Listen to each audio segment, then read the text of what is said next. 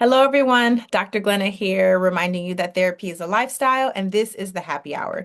Thank you very much for joining me. The happy hour is our weekly wellness webinar. It's completely free. You can catch the replays on YouTube if you can't watch it live. If you'd like to join me live, it's every Wednesday, 1:30 Pacific Standard Time, and the YouTube link is available in the link in my bio. And also, if you join the mailing list, you'll also get the YouTube link through that way.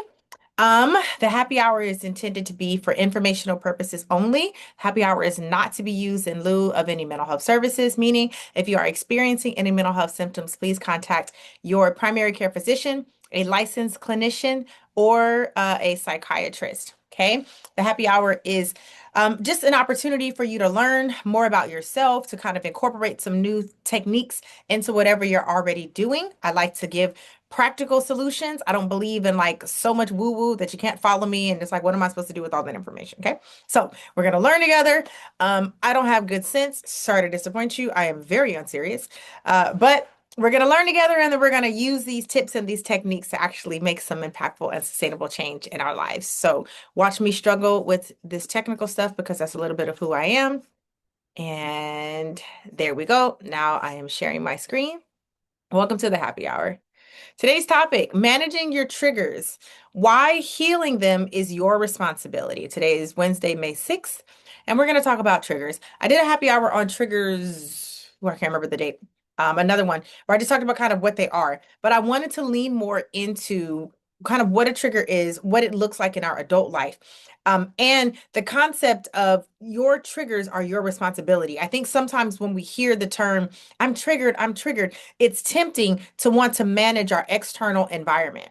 And we want to say, you can't do that, you can't say that, you can't post that because it is triggering me. When the reality is, you have to manage your own triggers to a certain degree. Hang on just a second. Let's just make sure that all of my technology is off. Yes. Yes, we are all good. All right.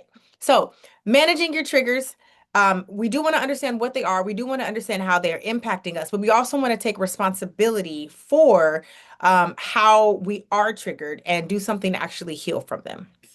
My name is Dr. Glenna, and I really like sweet potatoes. That is my little sweet treat as I try to eat better. Sweet potatoes are my sweet treat. All right. What happened?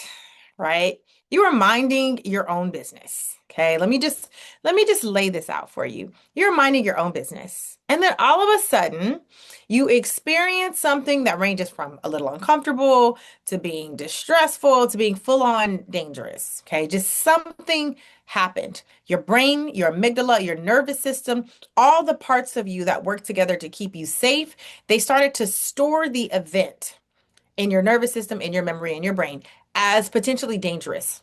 They tried to say, hey, this is a dangerous thing. You might want to watch out for that. And you started to develop protective measures to keep in place in an effort to keep you safe and to keep you alive. Okay, so maybe you were walking down the street and all of a sudden you heard tires screech and then the car like it hit you or it almost hit you and you realize like, oh my goodness, I could have gotten hit by a car or I did get hit by a car. So your brain, your amygdala, your nervous system now stores the sound of tire screeching. It stores the memory of stepping off the curb with the feeling of emotional safety, and then all of a sudden there's no more safety. It stores all of that and it develops something to keep you safe or to keep you safe from any further potential harm or potential danger. But essentially, you're minding your own business. And then it just came about. Give me just 1 second. Nope, that's not what we want to pause. We want to pause.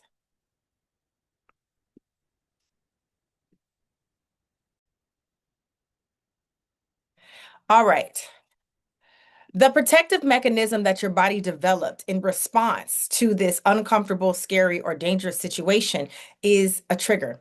A clinical definition, a trigger is an internal or external stimulus that activates an emotional, cognitive, or physical response that is disproportionate to the current situation. It's less about what's happening right now, and it's more about what it reminds you of. It reminds your whole system of. Another way to describe triggers are misinterpreted threats. Dr. Glenna's bootleg definition of triggers are a strong response to unhealed hurt. Okay, so a trigger, it's an internal or external stimulus, meaning it can be something that happens around you, it can be something that you experience on the inside, but it activates emotional, cognitive, or physical responses. Emotional, as in I get sad, I get angry, I get irritable, I get small, I start fawning, or I get very aggressive, I get big, but it's triggers an emotional response in me or cognitive response. Cognitive has to do with your thought process, your cognitions, your thoughts and what's happening inside of your brain. It triggers how I think about things, what I believe to be true, what I believe about myself and what I believe about other people, or a physical response, a visceral a visceral physical response. Meaning my heart starts beating faster, my palms start getting sweaty. I all of a sudden I start breathing faster because my body thinks that I'm in a dangerous situation, or some sort of physical response. You jump at the sound of something, or you jump when someone reaches for you in a certain way. Creates a physical response. The key features of triggers, and one of the ways that you know you are triggered, is when it is disproportionate to the current situation. It's okay for you to get upset. It's okay for you to get a little nervous, when something new is happening. But when it is this big and the circumstance is probably this big, now you are triggered. And it's less about what's really in front of you. That's not really what we're up against here. It's more so about something today, something directly in front of you, remind you of something that you previously experienced. And if we think about triggers as misinterpreted threats, that can help us to put it in perspective. You thought something was happening. And oftentimes, a trigger, this is where we get tripped up. A trigger is not always the sound of a tire screeching because you're about to get hit by a car. Sometimes it is a person saying something to you in a way where you think, I'm going to be verbally attacked. They're going to talk bad about me. They're going to do something to hurt my feelings emotionally. They're going to abandon me. They're going to mistreat me. Okay. These are things, emotional, relational things that happen that put you in a position where you are now misinterpreting a potential threat. It's a strong response to some unhealed hurt, meaning something happened that scared you, that hurt you, and not just one event, not a singular event, but a series of events, an experience with a caretaker and authoritative figure that happened over a period of time that was not addressed. It wasn't like somebody yelled at you and was really mean to you, and then a big grown up came and said, I'm so sorry, come here, come give me a hug, and it made everything all right. These are things that have not been addressed. And again, like I mentioned in the last slide, something happened and your brain created these protective mechanisms to try to prevent it from ever happening again. What does it look like when we are triggered? One, there is a situational catalyst. Something happens. An event happens and the brain observes it. Your eyes see it and observe it. And then it relays the message to your memory bank, your emotional database, and it compares it. Does this remind me of a safe event or an unsafe event? Okay. So you're just, again, minding your own business. And all of a sudden, something happens. And that happen could be you get an email from a work colleague, a boyfriend or a girlfriend says something to you that rubs you the wrong way, or a sibling sends a text message with a certain tone, and it's like, is this going to be a something? So something happens, your brain observes it, and then the message of what happened, because the event in and of itself is relatively neutral, it's just an event. But then we send it back to your memory bank and say, hey, have you ever seen anything like this before? Have you ever seen an email with this tone? You ever seen somebody use this language with you? Have you ever seen, that color mold on the wall? Is that dangerous or do we need to run out of here? Something happens and it goes to your memory bank, and your brain tries to determine whether this is safe or whether this is a potentially dangerous event. And once it determines, this reminds us of something uncomfortable, something hurtful, something that we didn't like that we experienced before, where we didn't have control or we didn't have autonomy to be able to get out of it. Then we get a physical response, and the brain processes threat before logic. Your brain processes threat before it processes logic. Okay, not always a bad thing. Sometimes we need the brain to just get us out of there and keep us safe. But the amygdala, the brain decides it is potentially unsafe based on past data, based on past experiences. The last time somebody made a comment like that, looked at me with their eyes like that, sent an email and said toodaloo like that, it actually meant that something dangerous was about to follow or that I was already in danger. And when that happens, when the brain processes threat before it processes logic, the trauma response takes over. The nervous system activates, the survival responses, and the body responds before there is conscious awareness. Okay, so something happens, you see it with your eyes, and then all of a sudden, this happens very quickly. It goes to your memory bank. That's dangerous. You get a physical response. All of a sudden, you can't figure out, why am I nervous? Why do I feel distrustful? Why do I feel sad? Why do I feel heavy? Why do I feel fear? The physical response and the trauma response already takes over. And it's up. We are officially triggered. What does it look like when we're triggered? The key phrase here is the response is disproportionate to what is in front of you.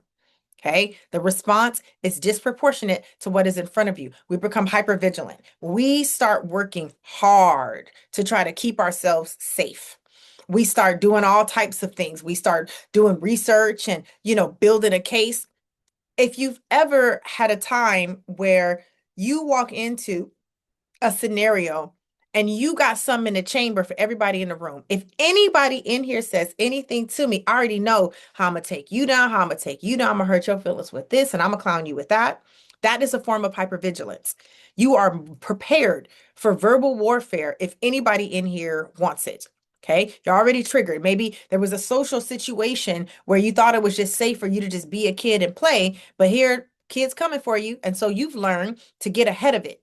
You've learned in case there is any potential threat, I already have something waiting for whoever is in the room or whoever wants it. Our tone of voice shifts when we're triggered. We go from being like, hi, to like, hey, being a little standoffish. I don't know. I gotta see. I don't know. I don't trust you. I don't know what you're doing. Tone of voice shifts. It goes higher, it goes lower. We start fawning, we start getting aggressive, but something shifts to where it's no longer neutral. It's no longer light and friendly. Our beliefs shift. We become hyper focused on how true our beliefs are, and we feel the need to protect ourselves. So, our beliefs around, are you safe? What are your intentions? What are you doing? Why are you here? What's going on? Why did you do that? Our beliefs, our thoughts, not the facts of the situation. We're not even looking at the facts. We're playing into how this feels and what our beliefs are. And they start to shift more into, you must be doing that to hurt me. You know that I don't like that, and you're doing it anyway, and you're doing it to hurt me. And these thought processes are contributing to our beliefs about what must be happening. It's all a protective mechanism. And we don't even realize we're doing it because we're triggered, right? So we're already in the tornado with the cow in the chair flying around us. We're already in it.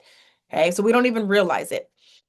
Criticism starts. We start criticizing ourselves. We start criticizing other people. Again, these are protective mechanisms. If I can criticize you, if I can villainize you, then I can make you the bad guy and me the good guy, right? So then I can, again, protective mechanism, and it makes sense why I don't want to be around you because you're the bad guy. Or there's conflict. There's conflict. It's harder to be harmonious. It's harder to be in tandem with another person and kind of walking together with another person when you believe that they are trying to harm you, or when your nervous system believes that this person is out to get you. When it's hard, all of a sudden you're at conflict and you're going to bat with your, not going to bat for your boss, but you're at bat going back and forth with your boss because they've said something to make you believe that they're actually trying to harm you. So now there's conflict, or there's perceived rejection. We think we are being rejected. You don't want to be with me. You don't want to talk to me. You don't want to be my friend. You're abandoning me. I thought we were in this together and you are rejecting me. My lists are never exhaustive, so let's just always keep that in mind. My lists are just examples, but my lists are never exhaustive. If there's something that you experience that is not on my list, it is still valid. I mean, the key feature here is that feelings are real, but not always true. The sensation in your body, that's a real sensation. That's actually happening in your body. Is it true? Not necessarily. Not necessarily.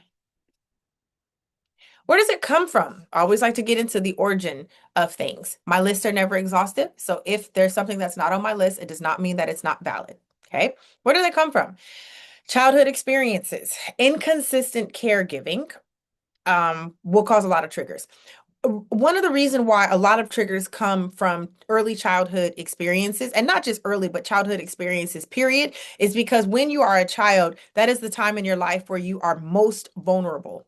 You have the least amount of autonomy by sheer size. You don't have access to resources. You don't have, when you're 6 years old, you don't have the ability or the capacity to go out, earn a job, earn an income with the job, and come back and pay for things. You are at the mercy of your primary caretakers. And so if your needs are not met, if your interests are not catered to some degree, then you end up developing a lot of triggers in the long run because you have a lot of adverse experiences that, again, your brain, your psyche are trying to protect you from. So inconsistent caregiving. If you have a parent where one day they cooked for you and the next day it was like, I don't know what you're going to eat, good luck. Inconsistent caregiving, or just a parent that sometimes it's well-meaning parents, they just work a lot. You got that one parent where they love you, but either they're tired from work or they're physically not home because they're at work. They're trying to provide for you. And the love and the affection and the interest and the social emotional learning is inconsistent. And so now, when someone tries to come into your life, if it even looks like they're not going to prioritize you, it's going to be a problem. Or if it looks like they don't spend enough time with you or they don't pay enough attention to you, turns into a trigger. Emotional neglect. Emotional neglect is often overlooked, especially by people that are emotionally unavailable. They don't value emotional consistency in the same way. They focus on what did I do for you? I fed you, I clothed you, I put a roof over your head, you're fine. And so emotional neglect shows up later on because it's a deep core wound that starts to develop, especially in children. Again, children are not sophisticated enough to say, I feel neglected. It's usually not how it comes out. It comes out in different ways. And if it's not tended to, then it shows up in adulthood. Over criticism. Now, you do need to check your kids. I know when they hit you with a what and look what I can do, you want to praise them like, good job, little Sally, you did that little karate chop very well. So that's great. But we also do want to give our kids reasonable feedback so that they can grow. Okay. Otherwise, you're fostering little narcissists, but that's a whole nother happy hour. Over criticism. Over criticism completely deflates their self-esteem, completely deflates the idea that they can do something. If you can do a little karate move, I bet you can do a bigger one. You could do a little jump, right? Like when little kids, when they first realize that they can jump with 2 feet off the ground. If you can do a little one, I bet you could do a big one. Over criticizing removes the confidence that it takes for them to further develop the more things that they can do and to show interest. And it makes it so that even if you come up with a good idea, the first thing that comes up is the over criticism that somebody has said to you. And it makes it so that as an adult, you become hypersensitive to criticism. So when someone is trying to give you healthy feedback, you're so accustomed to people being so aggressive with the feedback and critique and criticism that you're not in a position to receive it calmly. Parentified children. It is, again, balance. It is okay to make sure that your child can make themselves a little something to eat. It should be age appropriate. I better not see a 5-year-old frying chicken. I better not. That is not age appropriate. But a 5-year-old that can go to the snack drawer that has designated snacks that they are allowed to get, having them be able to go to the snack drawer and get something reasonable. An 11-year-old, who can do something basic, make themselves a sandwich or heat something up. Parentified children are children that have the full responsibility of a parent. So this is a child that has to figure out what we're going to eat and cook for their siblings. A child that instead of, being 12 years old and hey, it's 8 o'clock, it's time to take a shower. This is a child that has to come home, let themselves in, make themselves dinner, give themselves a shower, check their own homework. Essentially, a child that is doing everything that a parent is supposed to do. Sometimes parentified children come from homes where a parent is working a lot. Sometimes they come from homes with parents that are overwhelmed with parenting or they just don't want to do it. Different places. But parentified children, again, then you become an adult that doesn't want to do any of those things. Emotionally immature caretakers. There's levels to this. Emotionally immature, abusive. There's levels, in terms of where people fall. But emotionally immature people will make you hypersensitive to behavior that is emotionally immature. It will make it so that while you're trying to have a mature conversation, you're trying to be vulnerable and tell someone how you feel. If someone is not receptive to it in a way that lands with you, that makes you feel safe, it's easy to be very hypersensitive to it. And messages around love and worth. What messages did you receive around your worthiness? Are you worthy of love if you are working? Are you worthy of love if your room is clean? Meaning you only get love and affection if you perform, right? So, what messages around love and worth did you receive? Lived trauma, big or small. Lived trauma is the operative word here, and it doesn't have to be big and it doesn't have to be small, but it's something that you actually experience. For example, abuse of any sort, mental, physical, financial, psychological abuse. Any form of abuse, big or small, if you live through it, it's natural that after the stimulus is not even in front of you anymore, that you would still be triggered by it. Okay. If you live through financial abuse, you're going to be very, very triggered by a person that wants to surprise you with money. It's like, oh, no, no, no. I need you to open up that Chase app and I need to see all the comings and goings because I don't do financial surprises. You know, if you live through some things, it's normal to be triggered in that way. Loss. If you have lost a loved one early on, like maybe, you've lost a parent very early on or a sibling very early on, you're going to be hypersensitive to loss. So if someone comes in your life and you realize you love them and all of a sudden they start talking about maybe this isn't going to work out, you're going to be very sensitive to loss because you've experienced big loss at a point where it was very, very heavy and very, very difficult to deal with. And so it's natural that later down the line, you're going to be very sensitive to that. Betrayal and intimate partner betrayal. A betrayal sucks in general, right? You got friends that are supposed to be your friends, and all of a sudden the friend group decides that they don't want to be your friend, and you're the last to find out, right? It's very hurtful. It's very traumatizing. Please don't underestimate the impact of friend groups breaking up or friendships breaking up. Sometimes it's just a couple of friends or a bestie or whatever. Please don't underestimate the impact of that. It's definitely traumatic. It's definitely something that we probably don't talk about as often enough. Intimate partner betrayal is traumatic. Being cheated on is traumatic. Okay. And we like to say, oh, just get over it or you cheated back. Like, no, no, no, no. I don't care what happened. Intimate partner betrayal is traumatic and it is something that stays with you for long periods of time, especially when you go to try to build intimate relationships. Again, now we're talking about whether it's friendship or in romantic relationships. When you go to build that intimate relationship again, your whole nervous system remembers the last time that you were intimately connected to another person. Your nervous system remembers what it felt like to love a person, to love a friend, to love a partner in this way, in a very deep and intimate way, and be violated through betrayal or intimate partner betrayal. That is something that you absolutely will have triggers from for a long time to come. Chronic stress.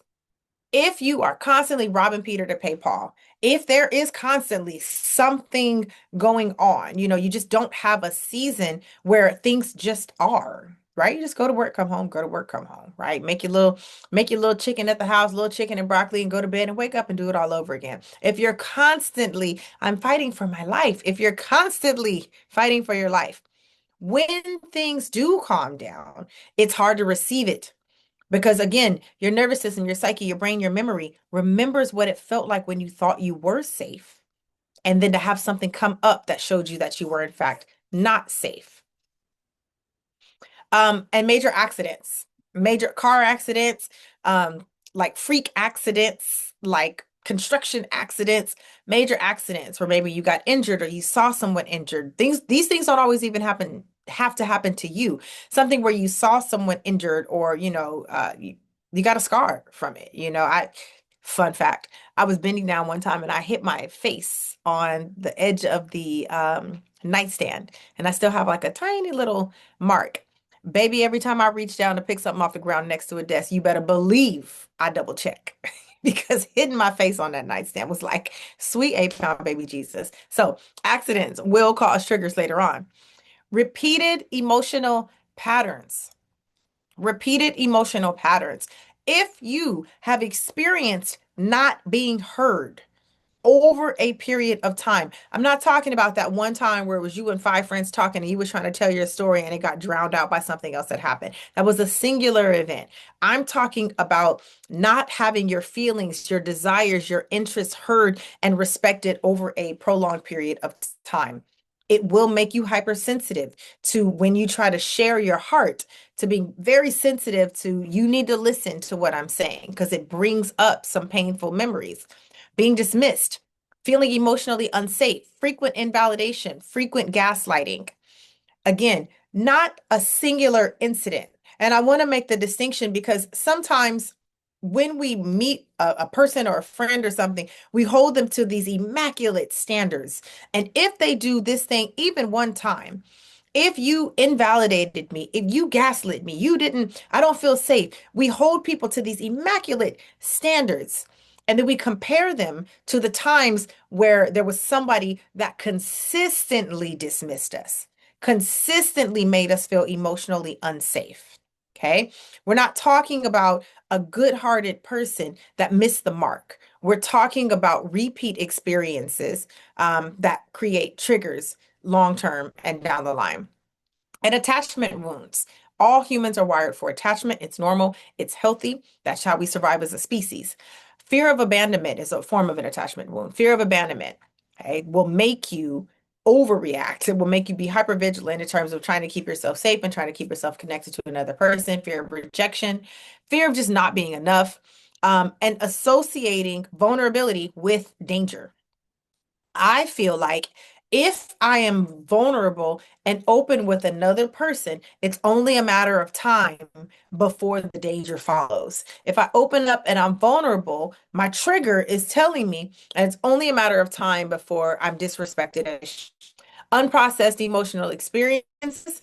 If you are holding on to grief, holding on to anger, shame, regret, embarrassment, fill in the blank. If you are holding on to a number of large emotions that you have not processed, they will show up as triggers down the line.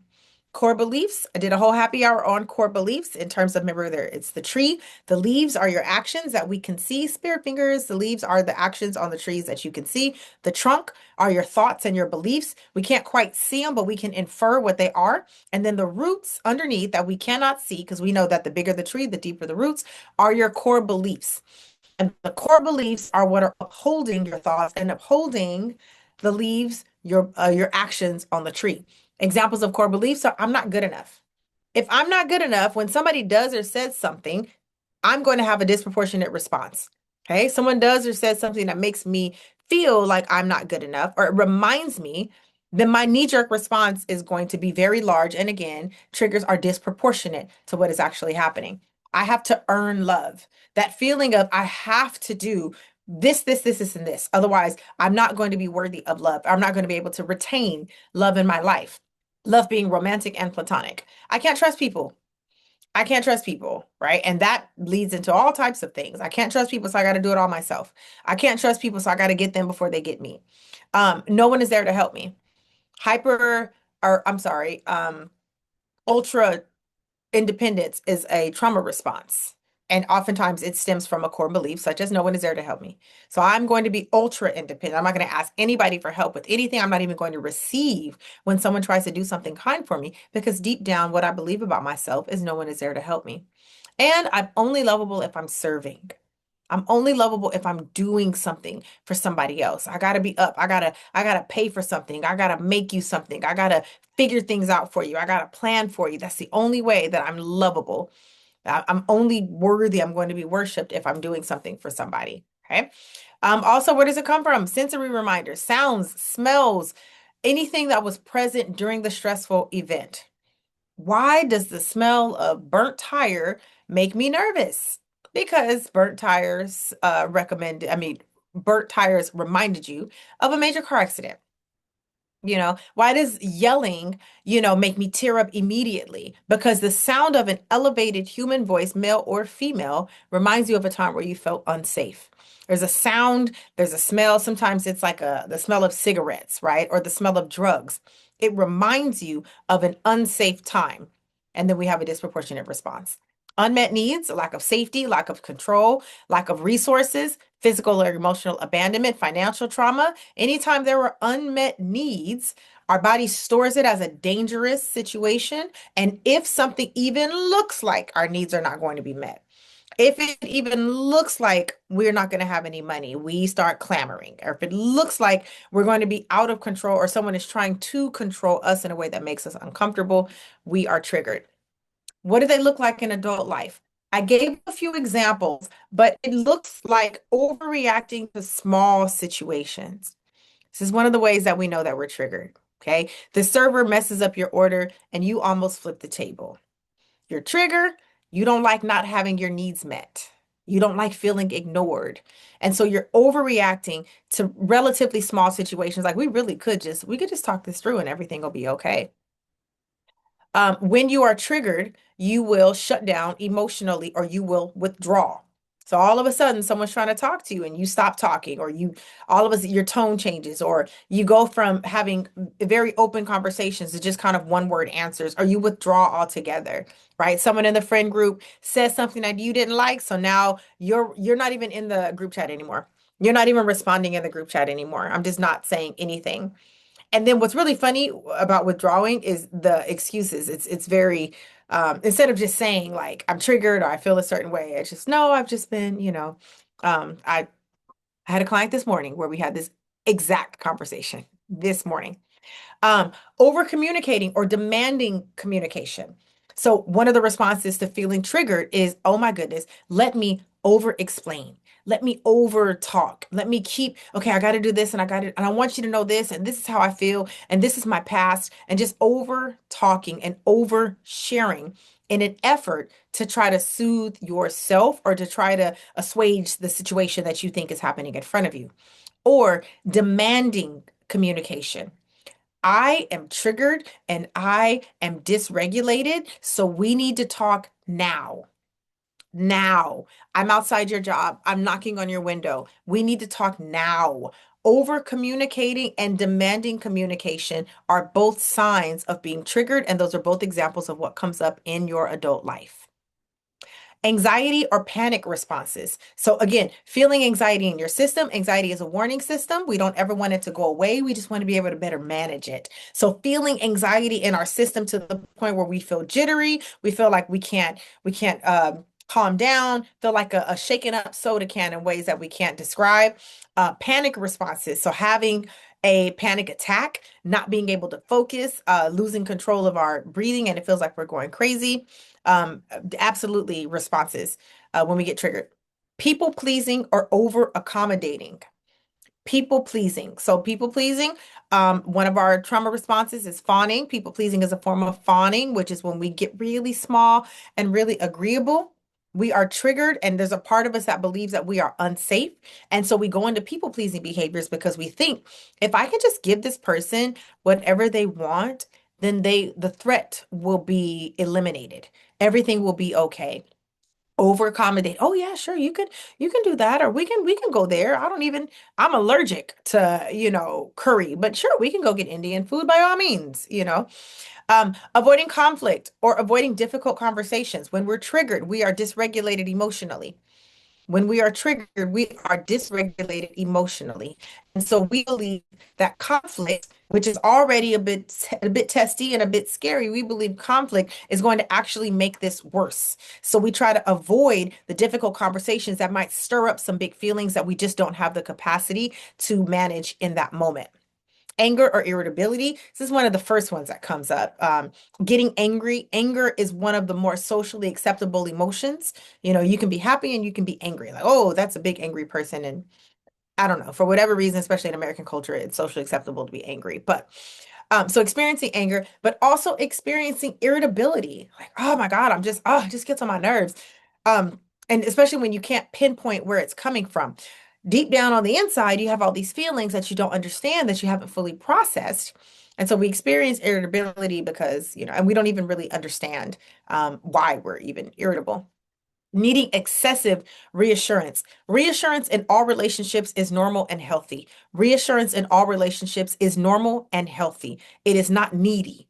It is normal and healthy. It is normal to tell your friends, I love you. You're doing such a great job. Oh my God, friend, I see you in the gym. You're killing it. I haven't called you back, but I want you to know I've been thinking about you. Let's schedule something for this weekend. Reassurance is normal and healthy. Excessive reassurance is a sign that you don't feel regulated, you don't feel safe. Something about the relational dynamic or the circumstance is reminding you of a time where your needs were not met. And so, needing excessive reassurance is a sign that you are triggered, and it's not necessarily the external environment that is failing you, but rather you got to do something to calm yourself down. Hyper independence is a trauma response. Ultra independence is a trauma response. Yes, you should be independent. It's a bit of a dance. There are some things that you do need to do for yourself, absolutely. But making it so that you never ask for help, you're dying a slow death over there, and nobody even knows it. Like that is a sign of trauma and being triggered and believing that this is the only way I can handle it. Physiological responses, heart rate increases, breathing increases, sweaty palms, dizziness, shaking, literally shaking. I'm literally shaking, hand shaking, body shaking.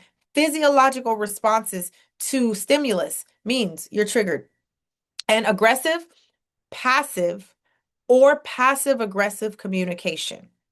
Aggressive communication, passive communication, or passive aggressive communication. Aggressive communication, where your tone changes. Aggressive can be big, it can be loud, it can be cursing, but aggressive communication, it can go from like, yeah, we're talking, and someone says something, and all of a sudden it's like, I'm not talking about that. That's an aggressive response. Whoa, hey, what just happened? You're triggered and you're trying to do something to back the person up. Passive is I'm going to be small and I'm going to be agreeable and I'm going to pretend like everything is okay, even if that's not really how I feel. Passive aggressive is when you are trying to let the person know that you don't like what they did, or you're not comfortable, or you're upset, but you won't directly say what it is. You're making it their responsibility to figure out that you are upset based on your presentation. Okay, so passive aggressive is I'm not going to communicate with you the way that I normally do, and you're just going to have to figure out that I'm mad. I'm going to come in the house slamming doors and slamming cabinets, and you're going to have to figure out that I'm upset.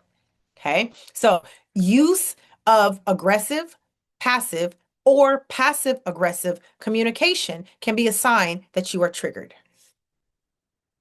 Your triggers are not your fault, but they are your responsibility. I'm so sorry for what happened to you in the past. That's not your fault. But what you do with it now is absolutely your responsibility. You are responsible for how you respond. You are responsible for how you heal.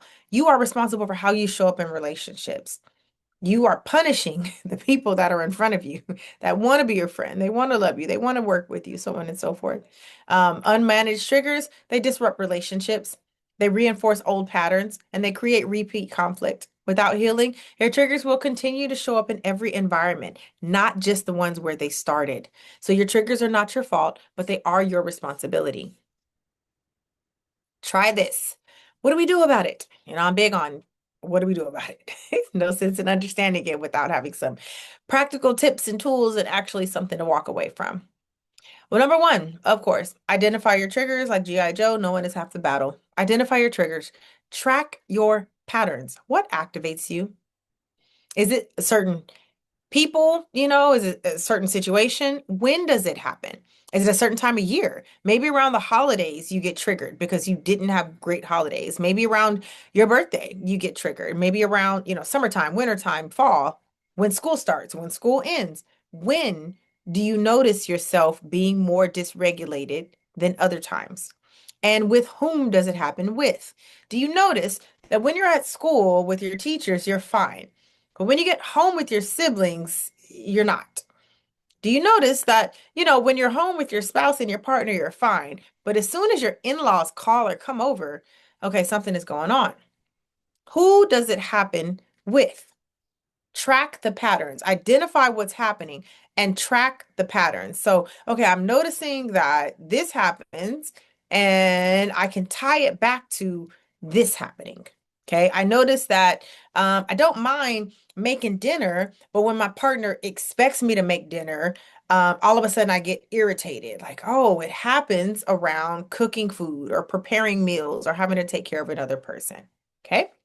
Number two, pause before reacting. Create some space between the trigger and your response. Now, remember, the brain's job is to keep you alive. The mind thinks critically, but the brain's job is to keep you alive. That's why your eyes are blinking, your nose is breathing in air, blood is circulating through your body because your brain is doing things automatically to keep you alive and to keep you safe. Also, if there is threat and the brain perceives that there is threat, it's going to give you an immediate response because it thinks that it's keeping you safe. So what we want to do is create some space before you get that immediate visceral response and your actual response. Okay, so we have the thought, we have something happen, we have the event, and we recognize that the brain is going to react very quickly. Let's actively be conscious that we could be triggered or that we are triggered and do something to put some space. Now, that something is going to look different for everybody. For some people, that something is going to be deep breathing. It's going to be counting to 10, 3, 2, 1, 1, 2, 3. What the heck is bothering me? Shout out to Carl Winslow. Like, we are going to intentionally do something to slow down the brain quickly, giving us a response so that we don't act on the trigger. Name the experience. Tell yourself, this feels like rejection. This feels like I'm being ignored. Name it. Why? What's happening? And notice I didn't say I am being rejected. They are disrespecting me. They are ignoring me. We don't know that emphatically. But just to be able to say this is the experience in my body. I feel like I'm being rejected. I feel like I'm being abandoned. I feel like I'm being manipulated. Maybe you are, maybe you're not. But let's name it, name the experience in your body, and then we can take it from there. Be mindful of reacting with perceived safety measures, yelling, preemptive attacks, sabotaging, silence, stonewalling, fawning. Be mindful of when the experience that you feel, whether it's real, we don't know if it's real or not. Be mindful of reacting with preemptive safety measures. If I think I'm being rejected, now I'm going to get you before you get me, or I'm going to sabotage this because I think that you're doing this thing. If I think that you are mistreated me, I'm going to give you the silent treatment because that's what it feels like for me. Okay. Be mindful. Name the experience because you are actually experiencing. Remember, feelings are real. Feelings in your body are real. They're just not always true. So acknowledge the feeling in your system and what it's like for you, but be mindful of reacting with perceived safety measures. You yelling, you sabotaging, you stonewalling. Stonewalling and silent treatment are cousins, but not the same. Silent treatment is complete silence across the board. Stonewalling is usually, I'm not going to talk to you when it comes to certain subjects. Okay. So you want to talk about the relationship? I'm not talking to you about the relationship. If we need to pay a bill, let me know. Whereas silent treatment is you just will not hear from me for however long period of time. Okay. But these are preemptive attacks at trying to keep you safe. Number four, reality testing. Ask yourself, what is actually happening right now? And is this about the present or the past? So again, we acknowledge the experience in our body, but then we say, okay, wait. Is this what's actually happening? Are they actually rejecting me? Are they actually betraying me? Are they actually disrespecting me? Are they actually intentionally not meeting my needs? Ask yourself what is actually happening and then acknowledge, is my response about what's happening in front of me today? Or am I responding for all of my yesterdays where it did happen and it was very hurtful? So do some reality testing and ask yourself what's happening right now and what am I actually responding to? Number five, regulate your body. I've said it a couple of times, but emotional dysregulation is when you are out of sorts. We kind of have a happy zone where we're good. We're even killed. And then we kind of have a little lower zone where we might feel a little depressed or low energy. And then we have a upper zone where we feel hyperactive. We might feel more stimulated, breathing faster. Just again, upper and lower are dysregulated. All right. So we want to regulate our body. We want to use breathing to signal to our body that we're safe. If you're running from a dog and your body is breathing hard, you're signaling to your body that, hey, there's something actually happening that we need to keep ourselves safe from. But if you're deep breathing, it signals to the body that you're safe because you don't breathe slowly when you're in danger. You don't breathe slowly when you're running from a dog. You don't breathe slowly when there's a threat. Okay. So use deep breathing techniques. Measure your breathing. 4, 4, 4, 4 is always great. Breathe in for 4, out for 4. Breathe in for 4, out for 4. It's box breathing. So imagine yourself making a box. Those are great ways to just kind of regulate your body. Grounding techniques. Touch grass, physically touch grass. Count your toes in your socks. Count the red things in the room. 5, 4, 3, 2, 1. 5 things with your eyes, 4 things with your nose. Just use your 5 senses and count things around you in the room if you're driving, so on and so forth. And move your body, stretch your body, dance, go for a walk. Bilateral movement is great. Bilateral meaning 1, 2, 1, 2, walking. Great ways to regulate your body, regulate your nervous system. Number 6, challenge your core beliefs. What belief is activated? And is it accurate? Remember, your core beliefs, revisit the other happy hour specifically on core beliefs, but the leaves are your actions on the tree of core beliefs. The leaves are your actions. The trunk are your thoughts and your beliefs. And the core beliefs are in the roots. And the roots of a tree are always underground and they're very deep. Okay. The bigger the tree, the deeper the roots. So challenge the core beliefs that are deep down inside of you that are filtering into your thoughts and filtering into your actions. What belief is activated? Separate yourself from what's happening and say, hold on a second. Does this make me feel like I'm not enough? Does this make me feel like I'm not lovable? Does this make me feel like, there's something wrong with me? I'm inherently broken? And is it accurate? Am I not lovable? Well, of course I'm lovable. Am I broken? No, I'm not broken. Is it accurate? Okay, so slow down, challenge the core belief that's coming up for you, and ask yourself if it's accurate. Number 7, communicate clearly and use assertive language. Assertive that's the sweet spot. We don't want to use aggressive language. We don't want to use passive language. And we certainly don't want to use passive aggressive language. We want to be assertive. Express your needs and your feelings. Hey, I'm feeling strongly right now. I need some space to sort through my feelings.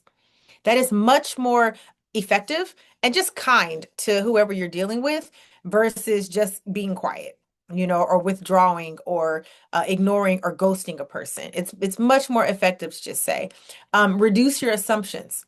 Oftentimes, our actions are based on what we think is happening. We're like, you know what? 1 + 1 does equal 2. And you know what? I'm going to do this because I can already tell what's going on. Reduce your assumptions around the other person and communicate or just ask, like, hey, when you did this, it kind of felt like that. Is that what's happening? Reduce your assumptions and communicate assertively. Build emotional tolerance. Practice sitting with discomfort without reacting immediately. Just because you have a feeling or you have a sensation in your body, just because you feel scared or you feel insecure or unsure, it does not mean that you immediately need to take action. It doesn't mean you need to pick up the phone and give that person a piece of your mind or that you need to jump on social media and start, posting subtweets and all kind of things like that. Practice sitting with the discomfort of, oh, they said something I don't like, or they said something that reminds me of something that happened before. Let me sit with it. Let me not jump into action. Let me not, get on the phone or start texting or start gossiping. Let me not immediately jump into action. Let me build some emotional tolerance so that I can learn how to better handle these situations when they present themselves. And of course, individual therapy. This is where the deeper work happens. In individual therapy, we're going to process the origin. We're going to process the very thing that started the trigger to begin with. We're going to identify patterns. Process the origin is on there twice. Sorry. We're going to build new responses. We're going to say, hey, that's a real thing for you. Like that actually happened to you. But let's work on building a new way of handling it. Work on building a new way to communicate how we feel and to process our emotions. And let's reflect. And of course, emotional processing.